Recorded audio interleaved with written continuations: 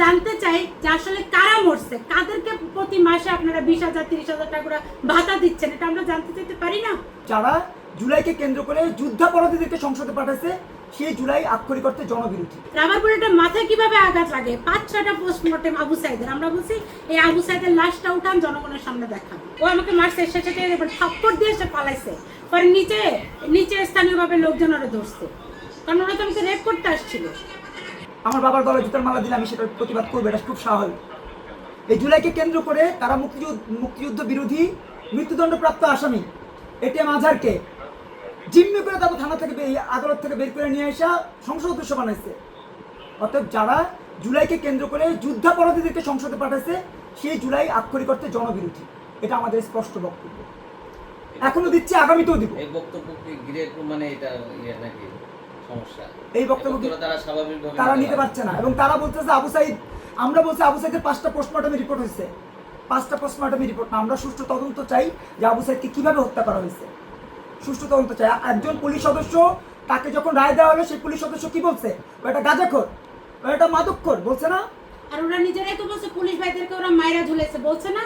এই জুলাই যোদ্ধা মাহাতি তো নিজের মুখে বলছে যে মেট্রো রেলে আগুন দিছে, সন্তোষকে তারা আগুন দিছে, পুলিশদেরকে মারছে না? তখন আমরা বলছি যদি 834 জন সরকারি লিস্টে বলে যে জুলাই নিহত, তাহলে আমরা লিস্ট তালিকা চাই।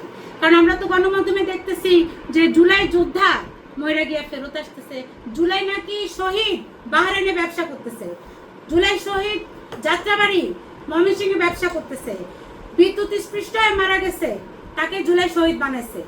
মাথার ভিতরে টিউমারের অপারেশন সফল হয় নাই, তাকে জুলাই শহীদ বানাইছে। একটা জুলাই শহীদ পরিবারকে তারা 20 লক্ষ করে টাকা দিছে। আপনার টাকা, আমার টাকা, আমার মানুষের টাকা। আমরা তো বলছি, ওরা বলে হাজার হাজার মরছে, আমরা বলি 834 জন মরছে। সরকারি লিস্ট অনুযায়ী লিস্ট আমরা দেখতে চাই, কারণ আমরা জানতে চাই যে আসলে কারা মরছে, কাদেরকে প্রতি মাসে আপনারা 20,000 30,000 টাকা করে ভাতা দিচ্ছেন, এটা আমরা জানতে চাইতে পারি না?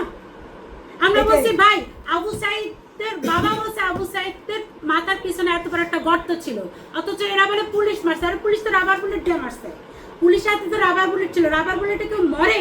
রাবার বুলেটের মাথায় কিভাবে আঘাত লাগে? 5-6টা পোস্টমর্টেম আবু সাইদের। আমরা বলছি এই আবু সাইদের লাশটা উঠান, জনগণের সামনে দেখান।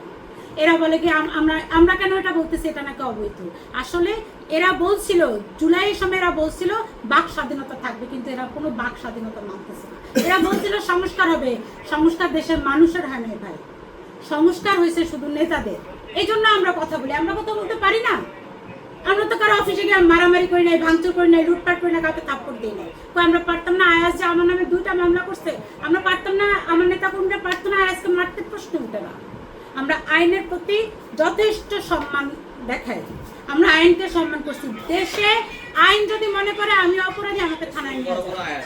হ্যাঁ, ও আমাকে মারছে, শেষে থাপ্পড় দিয়ে সে পালাইছে। পরে নিচে স্থানীয়ভাবে লোকজন ওরা ধরছে, কারণ ওরা তো আমাকে রেপ করতে আসছিল। দেশে দেশে সবার সাথে দ্য নিউজ।